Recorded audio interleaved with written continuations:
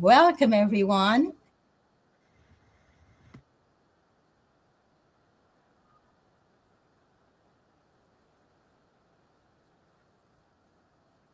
So, today we have a special guest with us.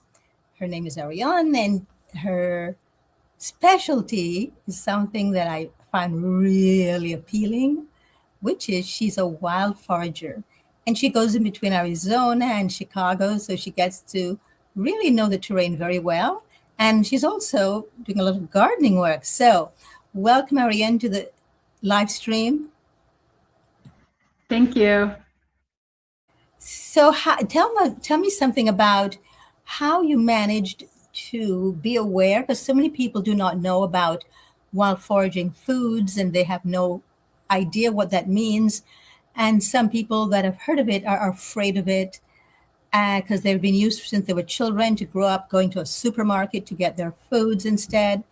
And I see we already have one comment here. The Desert Kitchen says, "Hi, Ariane." I'll put it up on this. Look. Great. So tell us, Ariane, how did you start with wild foraging? What was your first connection to it or first time that you introduced to it? And what about it attracted you? Well, I got into raw food, raw vegan lifestyle in around 2001. And pretty quickly you start to think about what everything that you're eating and the world around you. And I don't remember who introduced me to wild foraging, but it's a big part of the lifestyle, of a natural lifestyle, I would say. So I remember I was gardening, and I was a new gardener, and I was clearing the weeds from the area I was going to put my vegetable garden in. And I went to the farmer's market the next day, and one of the weeds that I had been pulling out was for sale at the farmer's market. And I am like, oh no, do not tell me now I have to pay for something that I just took like probably 5 pounds out of my garden. So that was a big wake-up call to, wait a second, you mean I have food growing here? I don't have to spend money at the farmer's market. It's right here in my backyard. So that was purslane. And so that was one of the first wild foods I became aware of, and I knew, and I felt comfortable and safe eating it because I had just spent an hour pulling it out of my garden. So I was extremely familiar with the feel of the plants and the look of the plants and the different sizes of the plants. So I know that plant now. And then of course at the farmer's market, I tasted it, and then I was like, oh, let me go see if I have any left that I missed pulling. And it's actually has purslane has a sour flavor, it's a lemony flavor. It's actually quite a delicious wild plant. And purslane is interesting because it grows all over the world. I've seen it all over the United States and in about 3 or 4 other countries. I've seen it in Ecuador, and I've seen it in Spain. So a lot of the plants that we do have growing in our backyards might also be growing in many other places around us. So I got into wild foods foraging the more I got into a natural lifestyle. When I say natural lifestyle, I started with changing my diet, which was the raw vegan diet or lifestyle, but it's really a whole change to the way that you see the world and the way you interact with the world. And when I stopped putting foods in my body that were polluting, and I started to eat more of a natural way, I also started connecting to nature a lot more. And I would, just walk down my block in Chicago, where I walked a zillion times, and all of a sudden it was like the plants were speaking to me. And I remember like the flowers especially were like, hey, take a look at me, come and smell me, take me home with you. And it's so interesting that just happened to me naturally. I started to just really notice the plants, like they were literally talking to me, calling out to me. And years later, I was studying medicinal herbs in Chicago with an amazing herbalist, Rosita Arvigo. And she said that one of the ways that you can tell if a plant is a plant that's growing in the wild is medicinal or edible is if it's showy. So that's what was happening with me, is I think those plants were speaking to me, because they are saying, the edible medicinal plants will say, hey, I'm here. Take a look at me. Take me home. See if I'm good for you. So that that started to happen everywhere I went. And then I started to just seek out opportunities to go out and learn about wild plants with other people. I remember I went to the forest preserve here in Chicago, some kind of a wild foraging walk. And it was interesting because it wasn't like the community that I expected. I expected sort of like these hippie, crunchy type people. And no, it was a lot of older people who had learned from their parents and their grandparents and their aunts and uncles, from their elders, about the food that's available, that's growing all around us. And it was led by a forest ranger. And she had grown up being taught by her elders all of the different plants that were edible. And this was more about just food, eating food. It wasn't like a medicinal plant walk. And it was incredible. And the people that were on the walk, there must have been 50 people on this walk. And a lot, you would hear someone saying, oh, over here, there's such and such. Over here, there's lamb's quarters. Or over here, there's, this tree that you can eat. And that really opened my eyes as well to the knowledge that's out there that we're losing about what we can consume, that's all around us. And I think it's so important because the nutritional value that we get from the wild foods is, I don't even know, 100-fold. I'm just guessing now, but it's tremendously more than from cultivated foods. I'll give an example of one of my most favorite wild foods is the mulberry. In the Midwest and the East Coast, mulberries are abundant. Mulberry trees are everywhere. And if I was teaching a class right now, I would quiz you and say, how do you know, anyone that's out there in the audience, how do you know that it's a mulberry tree? Well, the first thing you see a purple to black sidewalk, because the mulberries are falling and they stain the sidewalk. And then you can look up and you just can start eating the mulberries. They're delicious. But a lot of these mulberry trees are gigantic. I mean, 30, 40 feet in the sky. And then you think about how big the trunk is. And then you think about the root system, and the root system's going deep, deep, deep into the ground. But then this huge tree is producing this very delicate small berry. And you're thinking, wow, that is packing a real nutritional punch, because those deep roots from this huge tree is pulling up the minerals from the earth, and they're coming out to us through this little delicate berry. So it's an amazing nutritional way to eat as well. To get better nutrition is to eat wild foods. And you can see if you do garden and you pull up a weed that later you might find, like I did with purslane, for example, lamb's quarters, and you'll see the root of the lamb's quarters, it might be like this or farther than I can show you. And that's pulling up the nutrition. That's pulling up the minerals from the earth and giving you this in this lovely green plant. The lamb's quarters also is known as wild spinach. It's the grandmother, we can say, to our common spinach that we eat today. And you look at a spinach plant and it's got very small roots. So it just shows you that these wild plants, they pull more nutrition from the earth. So they're also very strong. They're fighters. They're true allies for our health, especially for medicine. That these plants, they've had to fight to survive, to find their place, to find the sunlight, to get the water. they haven't been taken care of and babied like we do with our domestic plants. So that's another benefit from these wild plants, is they're really strong. And so that's going to make us strong if we consume them.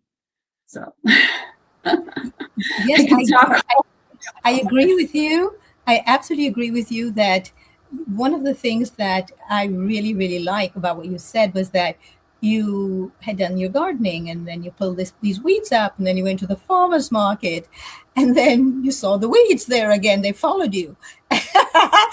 Then you saw for yourself, oh my gosh, now I have to pay money for what I just took out. And this is what we're doing. And that's what we do all the time. It is a futile waste of time for us to pull up what we have been told are weeds in the garden. And that's why I think what you're doing is so important.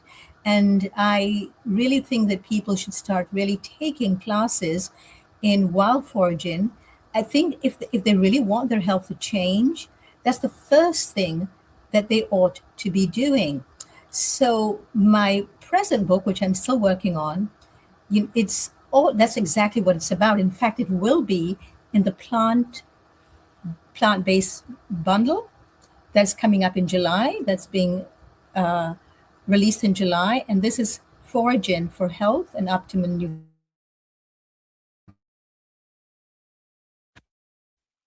Wonderful.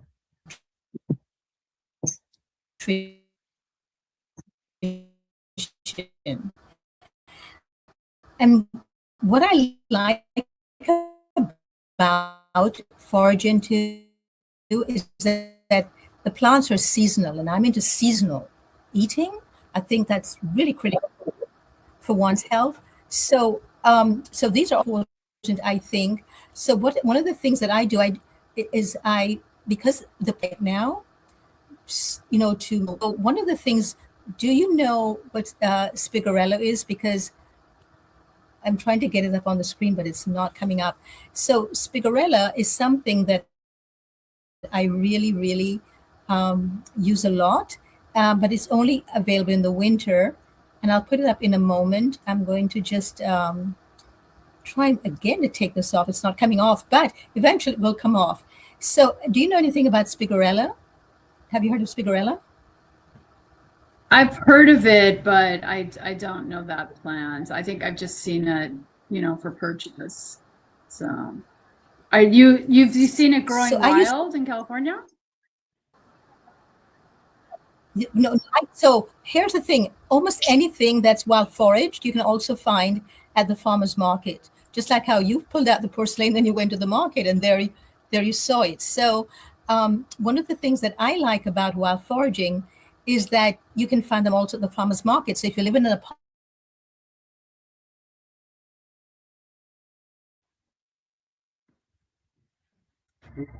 Yes, many farmers are starting to bring wild plants. Wild amaranth, for example, you're starting to see. I actually have been working with an organic vegetable farmer in Chicago for about 18 years, selling at the market. His farm is about 2.5 hours south of Chicago in a formerly glacier area with very beautiful soil called bottomland, and he brings up like 4 kinds of amaranth. Some of it, I think there's one that's actually wild, and then the rest are cultivated. But he himself is introducing many people to wild foods that he's harvesting: chickweed, lamb's quarters, purslane, lots of different plants. So that's been very exciting to educate people at the farmers market about these wild plants. Once my computer allows me to take this off, I want to show you this spigarella and also the recipes that I created with it. So I have to be patient here because now my computer seems to have been stuck. Seems to be a bit stuck. So over the years that you've been doing this, by the way, somebody in here said that she's never heard your story. So why don't you start from the beginning and tell your story from the beginning until this image comes off. And then Sure. Ariane, you can move over, Ariane, let's move over a little bit to your right so people can see you. And Okay. when this comes off, you can go to the center. Sorry. Okay. Sorry.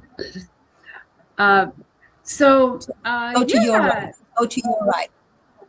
Ariane, My just go right? over to your right. Your own right. Okay, you're fine there actually. Okay, but go over some more. Yeah, if you can move some more, Is that good? and then just tell us how you started out, because you said you're doing living food first, and that you're looking to be healthier, eat healthier foods. So where were you first? What was happening in your life? Why you decided to do that? So let's hear your story first, and then we'll go back. Once this Yeah. thing stops, then we go So, back to food. We can't see okay, you, Ariane. If you sure. can go all the way to the right, all the way to your right, not the screen right, but yours. How's Yes, even that? more, much more. No, keep going. I'll tell you when to stop. Yeah, keep going, keep going, keep going. It's like we're doing peekaboo. Yes, yes, and yes, perfect. Really? Yes, yes, yes. Go Okay. ahead. Yes, Yeah. lovely. So go So ahead and tell us. so I considered that I was a healthy person before I got into the raw vegan natural lifestyle. But I did have a person in my family that got cancer and very quickly passed, like 6 weeks later after being diagnosed. And that really shook me up about how we can be, carrying an illness for a long, long time and maybe not be aware of it, not really be in touch, with our bodies. And, how just it's not necessary. We can live, healthier lives. So for me, losing this person to cancer and watching the cancer like take over this person's body, this was my mother. I decided that I needed to find a way to be healthy, very, very healthy, and feel good every single day, not just worrying about being healthy later. And so I was living in Phoenix, Arizona at the time, and it just so happened to be a big raw foods time in 2001 in Phoenix, Arizona. We had David Wolf, Paul Neeson, the Raw family, Chad Sarno. There was a Raw Cafe. It was a big time for raw vegan foods. So there weren't that many books out yet, maybe like Victoria's Kulvinskis, but so I was able to just start learning about raw, taking classes, meeting other people. And when I first got into raw foods, I had a bad cutting board, a bad knife, and a bad blender. But it didn't matter because I was determined to start experimenting and eating these foods, and I was really enjoying them. And little by little, I started to, upgrade my kitchen and experiment more. But I was really into eating the foods raw, eating a lot of fruit, and making salads. And I just started feeling great. But I also stopped eating a lot of crap, and I didn't even eat that much crap. But now I realize anything processed, from a can or a jar or bottle, was crap. So, so I stopped eating all of these processed foods that were full of, chemicals and toxins, and started to eat everything in its natural state. And I just started to feel great, really, better and better and better every day. I learned, okay, maybe you should do a detox, maybe you should do a cleanse. So I did that as well. I did a lot of that. And I just felt very vibrant and very happy, very alive, very connecting to nature, connecting to people in a different way. So yeah, so that's how I started my journey. And then I moved back to Chicago, where I'm from, and I tried to find other raw foodists in Chicago, and I couldn't. I started going to all these vegan, vegetarian events, and I mean, my God, people bring a big bag of potato chips, and that was their contribution for a potluck, a vegetarian potluck. I'm like, oh no. So I decided I was going to start a raw potluck in my home, and I started to pass out flyers, printed flyers, no Instagram, no Facebook. And so I started to pass flyers, and the very first potluck I had 6 people come to my house, and I think 2 of them knew a little bit about raw foods, and the other ones were just, vegans that wanted to connect. And little by little, it grew to 30, 35 people. And I did that every month for a year. And then I said, oh my gosh, my house is too small. I had a 900 square foot house at the time. So, Dorit, I think you've been in that house. And so I decided to just, start doing events, doing these raw potlucks with speakers in different places around the city. And we're still going strong. And I started that group in about 2003, I think.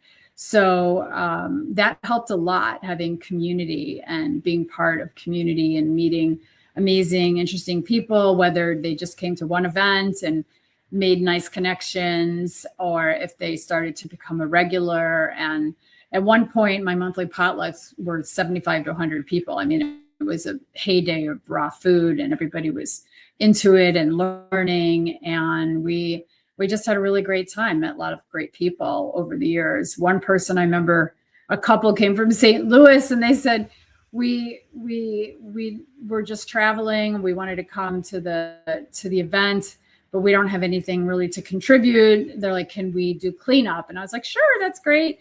And then at the end, they gave me like 5 wild persimmons they brought up from St. Louis. And I was like, oh my gosh, I wish we had these here in Chicago. So that was another, wild food I got to try. So we're still doing events in Chicago, and I do spend some time in Phoenix, Arizona as well, where Peggy from the Desert Kitchen is from, and she teaches foraging there, who's joined us today. And it's a whole other world, but it's also extremely fascinating to learn about the wild foods that grow in other areas, like a dry area, like the Sonoran Desert. So one of the things I wanted to ask you as well was, do you think is the amount of people really interested in wild foraging? Because you told me that one that you went on, there were about 50 people there, and that was a while back, correct? Yes, actually, like I said, I was so surprised because there was such a huge turnout, and it was a lot of older people that had some connection to eating wild foods from growing up or from family members. And since then, I've gone on many, many, many different foraging walks with all different foragers and herbalists. And I've also organized some as well for my community in Chicago. And I've had huge turnouts as well. The one that had the 50 people, that was like a free event that the city had put on. But even for my events, we charged very little, I think like $15 for a foraging walk with also with Rosita Arvigo, who I mentioned earlier. And, I think I had like 40 people come to that. Nancy Clem, another wild forager in Chicago, I did an event with her, and I think the same thing. We had about 40 people. There's a huge interest in it. And there are people now all over the United States and hopefully all over the world that are out there promoting these wild walks, so you can learn about the food that's and medicine and tools, because plants are also can be tools. You can make a drinking cup out of a plant as well, and rope and other things. So many uses for these wild plants. And there's a lot of foraging groups that are out there. And there's a few people in Chicago that I've just learned about. There's more and more people in the Sonoran Desert, in the Arizona. And I hope that everyone who's interested goes out there and tries to learn what's growing in your area. And very often it's not just in your area, but in your backyard.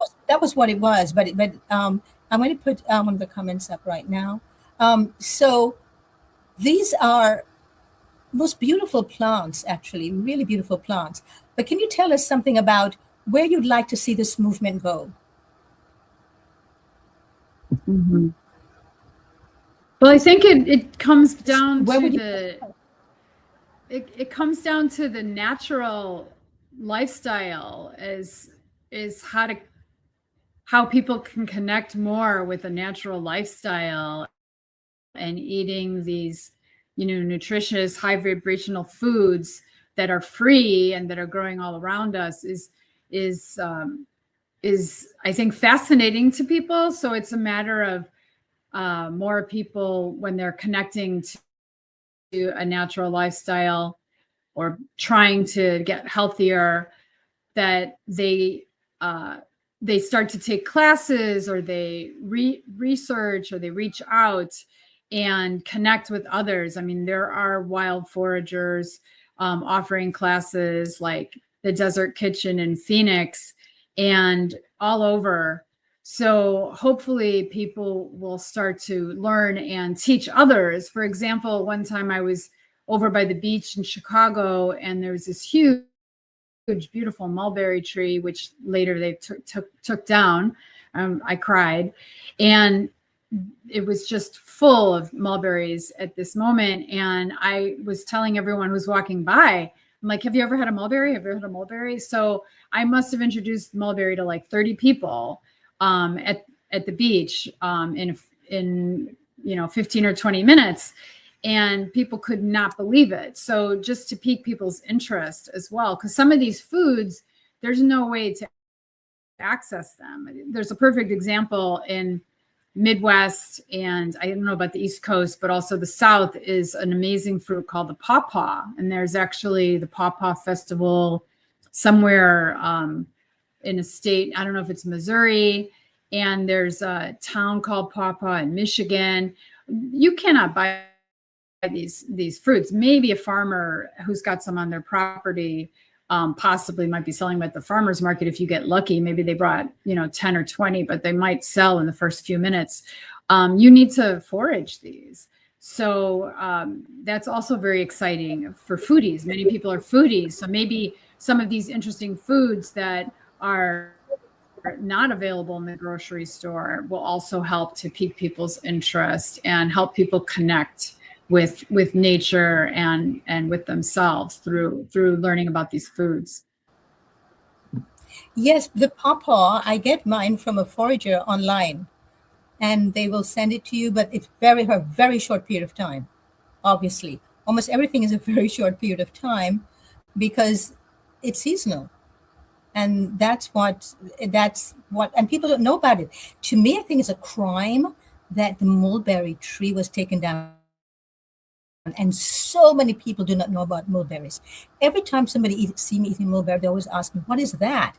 And they're just gorgeous. They look like jewelry, and I call them nature's jewelry. And I think it's just a crime that they are being taken down. So many people do not know about them. Yet most people, when they want to eat, what will they turn to? What they see mainstream media advertises all the time, and the places that they drive by all the time. But they're also driving by mulberry plants and mulberry trees, and this is what they choose instead. Yeah, So yeah. when you choose something like People this, don't know. They need to learn. They need to be it's only curious. because that's what.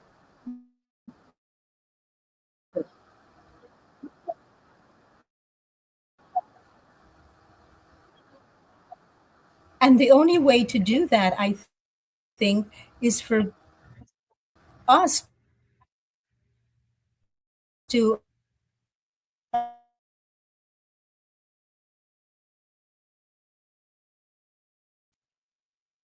I'm losing you, Dorit. So while I wanted to talk again a little bit about the seasonal as well. There's a wonderful plant that grows everywhere in the Midwest around this time of year. And well, actually, I was thinking of two, but is the elder tree. The elder grows in many places across the United States, but it's interesting because in the Midwest, there's no other flowering tree that has these little delicate white flowers that's growing at the exact same time. So it's really easy to learn that this is an elder tree, and then you can harvest the flowers and you can dry them to use them later, and to boost your immune system. But you can also just make a drink with putting them in water or making a tea. And then later you'll see the berries coming, and they also look very unusual. So you can easily recognize them. And the elderberry is very popular for all kinds of remedies for strengthening our immune system. And literally they're everywhere. Once that's another thing too, that when you learn one of these plants and get familiar with it, and this plant becomes your ally or your friend, you start to see that it's everywhere. And that's another cool thing about learning these plants and learning their uses. You're like, wow, how did I never notice? There's like 10 of these plants on my block, or 10 of these trees on my block, and I've walked by them so many times, but I didn't know that they were my ally, that they were a friend. So, or this plant that I can harvest the flowers and put those in my salad. So that's another cool thing too, is just the more you learn, the more you become aware. And seasonal is important as well for our health and for our well-being, because we need to be in touch with the seasons and not be in this fake world at the grocery store where they're bringing in fruit from Argentina and Chile in the winter. And I just can't even imagine like how that's good for us, healthy for us to eat these plants that were picked, this fruit that was picked unripe on the other side of the world, instead of eating the foods that we have that are growing around us, that are local and seasonal. So hopefully people will just become more and more curious and learn. It's easy to learn. You don't have to be an expert. You can learn 10 plants that you can start eating.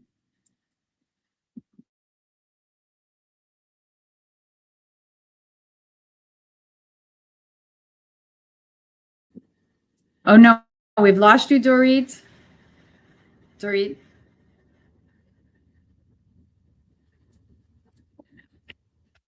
I was gonna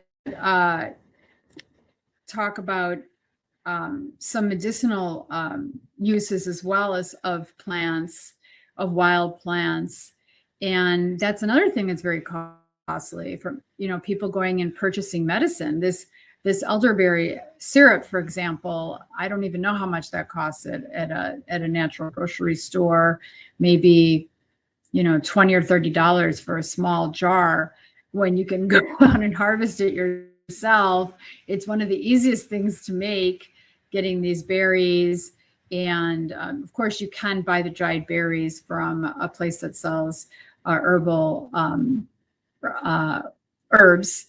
And, you put some nice honey in there. If you consume honey, some raw honey, you can add ginger. There's a lot of things that you can add to boost this medicine, but you can make yourself this amazing syrup that tastes delicious, and it helps boost your immune system if you feel that you need some assistance. And you can just make it yourself for pennies, as opposed to, purchasing it from the store. And also when you make it yourself, where it came from, and you harvested those berries with intention and love. And that also, I believe, is going to, be more medicinal and more helpful when we are touching the plants ourselves, and we're bringing that high vibrational food into our bodies that we harvested.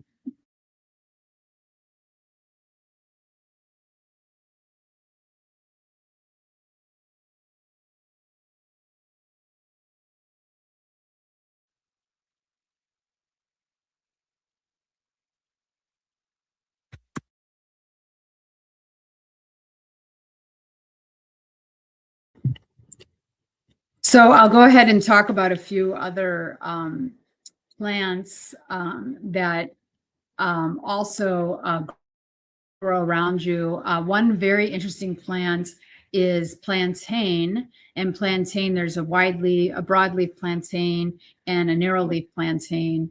And this is one of those plants that if you just look down, you're in a park and you look down and they haven't sprayed with pesticides. So there's beautiful plants everywhere that some people might call weeds. And it's basically under your feet. It's everywhere. And this plant is so useful. It's a really great one to learn.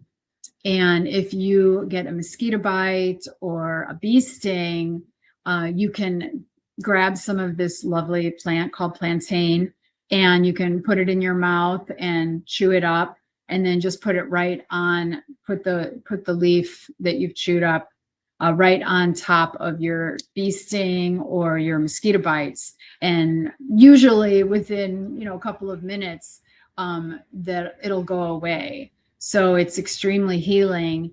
And if it's also an edible plant that tastes a little bit like mushroom. I'm not sure why it tastes like mushroom, but it tastes like mushroom. And so it's another plant that you can, add into salads. And people also tincture the plants and use it for other medicinal ways. But it's another one that it grows everywhere. I think this is another one that grows all over the world as well. And so that's a very exciting plant that is very easy to learn, because literally it's underneath your feet. It's one of the most common plants. It's called plantain. So that's a good one to learn. So what my advice would be for someone who wants to start bringing these wild plants into their lives would be to just go and learn a few of these plants and start to see them and work with them and harvest them and use them. And then you can add one more plant, one more plant, one more plant. So that's a good way to begin. And you don't need to be, you'll learn those plants. You don't need to be afraid that you're eating something poisonous or toxic.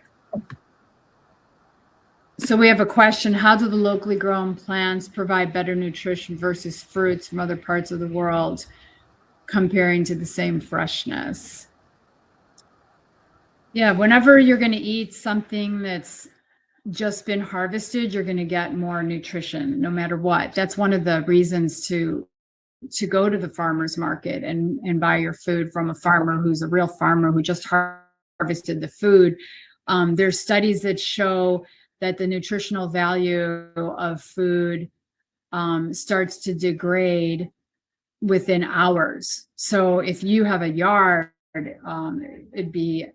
that would be the best, or a friend has a yard, or if you start to learn some of these wild plants that you can find in parking lots or in a park or in forest preserve or on your block, and you can consume them right away, then you're going to be getting much more nutrition for anything. So that's another benefit from shopping from a farmer's market or joining a community garden and growing your own food, as well as learning some of these wild foods that you can forage, is you're going to be getting better nutritional value. I'm not saying that you shouldn't eat a papaya, because the papaya from Hawaii or Mexico is going to also be giving you nutrition that you may not get from some of the foods that are growing around you.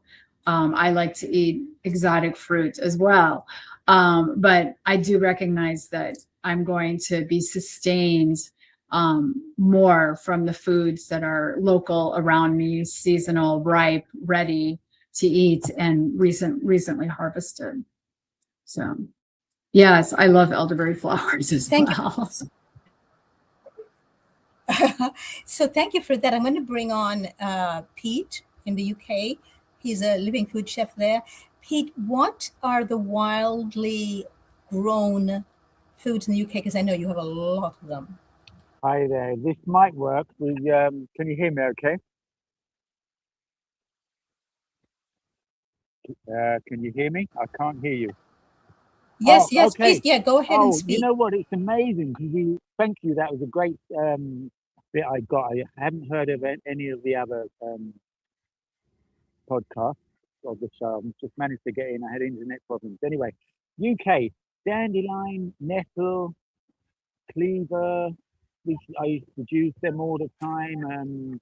You got borage. And then you got all the blossom from the apple trees. And it's so true, you know, seasonal and in ripe is is the best, you know. What I recognise, we had 5 trees, apple trees in the garden, and one tree would ripen 1 month before the other. And I always thought that one tree was the best. And then what I realised, when they're all at their peak, they're all amazing, you know. And it even goes with the plums. But in terms of the foraging, you know, for 9 years, I'd be getting like a bag of literally nettle, dandelion, cleaver, milk thistle, and then juicing it with you know, generally celery, cucumber, and sometimes apple. And what I'd find is, you know, the benefits of that was amazing. And what I realized, you know, people going buying kale from the shop and spinach, etc. But the nutritional value, what my body felt after the wild um, greens was amazing. You know, and we take it for granted what we have in the garden, and England really takes it for granted what wild, um, say, wild food there is and herbs. And what I also noticed was when we went to Lucia a few years back, that they were really big on the nettle and the dandelion.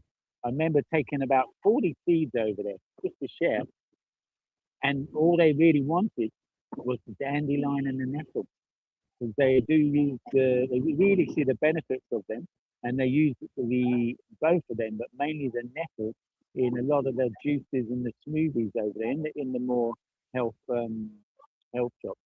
So yeah, I do eat fruits and you know from abroad, but it is so true from traveling around a bit and actually in Brazil at the moment. Actually. But the local fruits in season are just amazing, off the chart, you know, but still not to negate when they're in season in England, they're still amazing. However, more I traveled around a bit, I recognized the nutritional value actually in terms of even the green orange compared to the orange in England. And from England to Morocco, we thought Morocco oranges were really good. And then we've got in Brazil now, and it's just they keep going up to another level. So it's amazing. And same with the watermelon. There's seeds in the watermelons that are feeding, you know. They're actually sprouting in some of the watermelons. And I've never seen that in England, which we have to start questioning them a little bit. We do our best wherever we can. You know, you get to hear of all kind of stories, whether the fruits are being gassed before they come in because of keeping them, you know, more clean, sterile. So, so in England, yes, we really was big on the nettle, dandelion, cleaver, milk thistle. I was doing very regular. The juicing would be have about a pint of that. Me and my partner, all through her pregnancy. That would be our first or second to first. Generally, would be a lemon drink, warm lemon drink. So hopefully you got all that.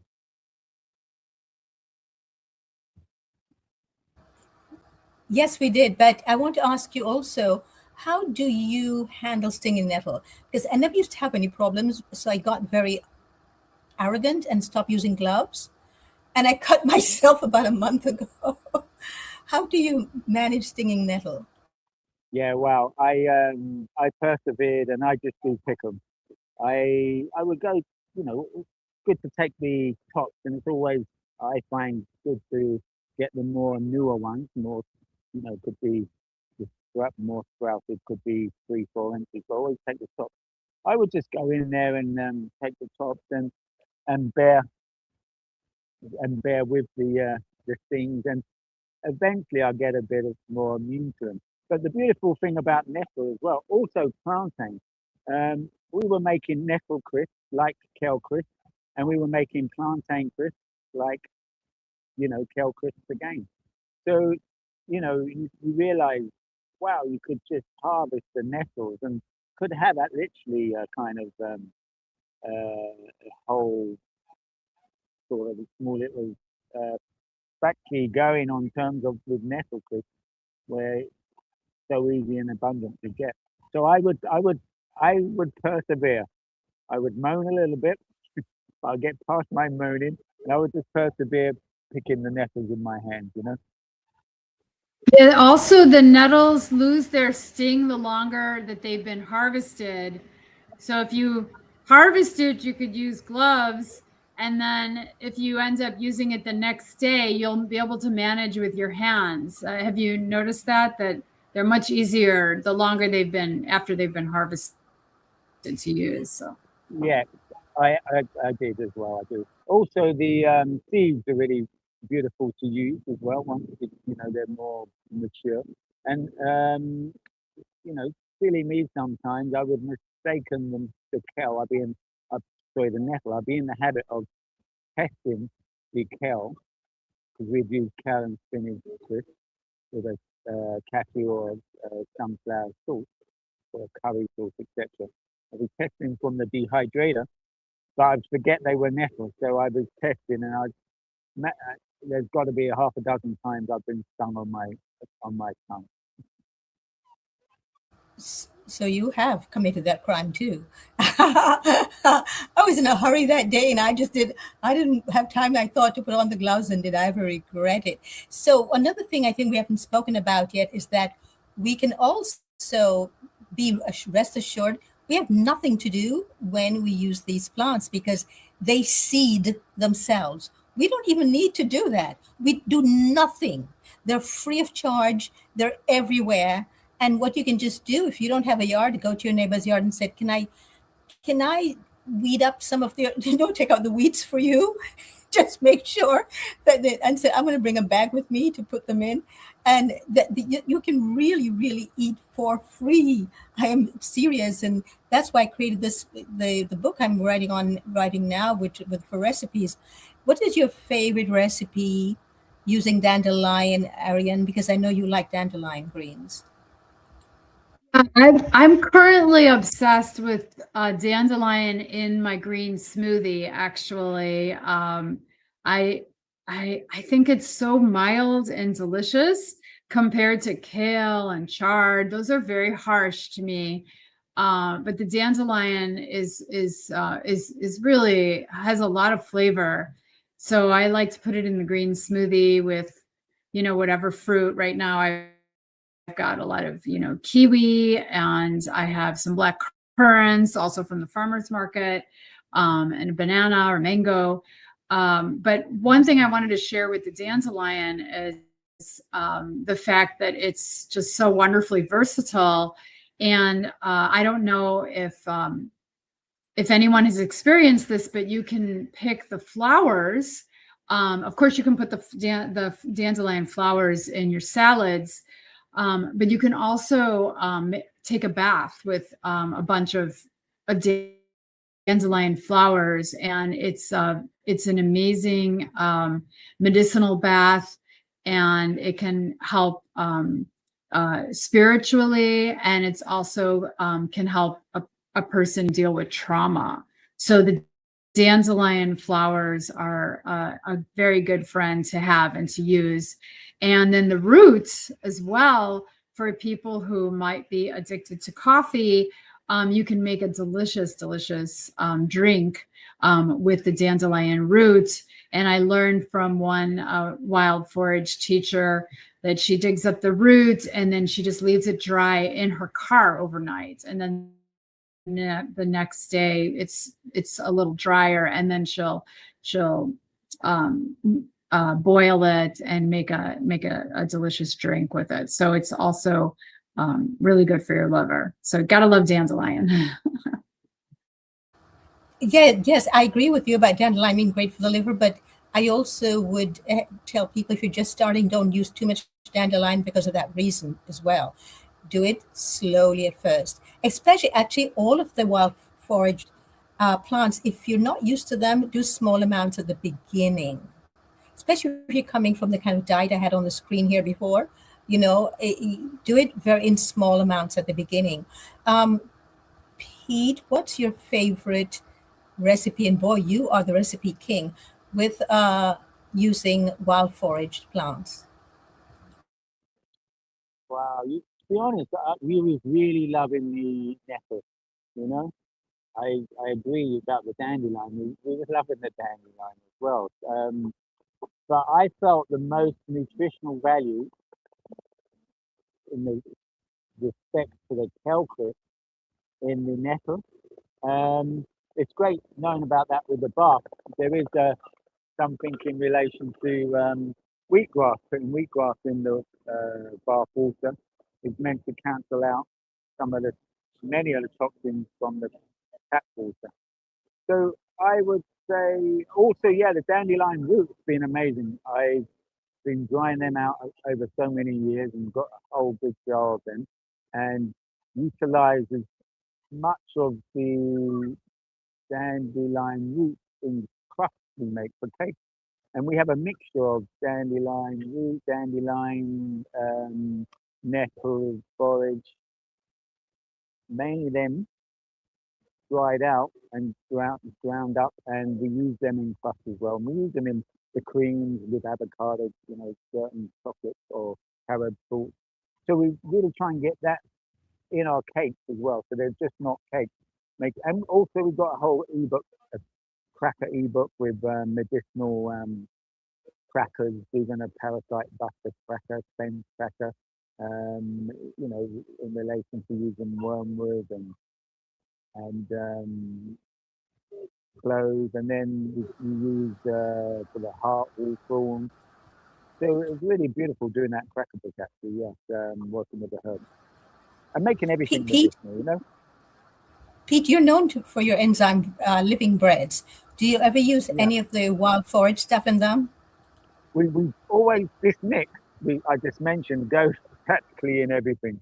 So all our mixes, we were getting really excited about, the mixes we had. Also, using a lot of Rejuvenac. We were getting into Rejuvenac and quite in a big way when we was in England. So we were slipping that in all our cakes, burgers. So yeah, even smoothies is dandelion in the smoothie. So we'll be putting a couple of tablespoons in all of our creations. So yeah, Pete, yeah. one quick second. I need you quick second. I need you both to answer. We have less than 2 minutes.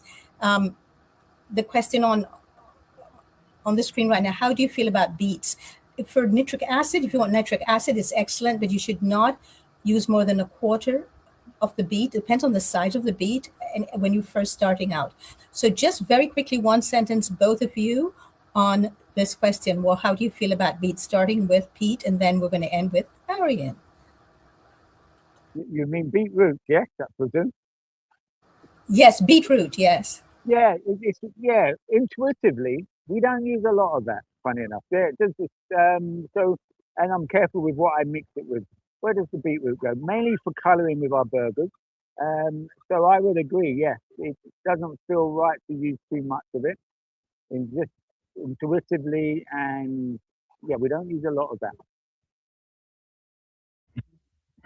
Yeah, I've never really been drawn to beets very much. They haven't really been part of my diet very much, just a little bit, but I love beet tops, and I do use the beet tops a lot whenever I can get my hands on them. I love the beet tops. They're sweet like the beets. And so those are the greens from the beet. Yes, so those are the greens at the top of the beets, and you can also use those to juice as well. Thank you, everyone, for tuning in today. Big thanks, Darian. So glad that you were able to make it and join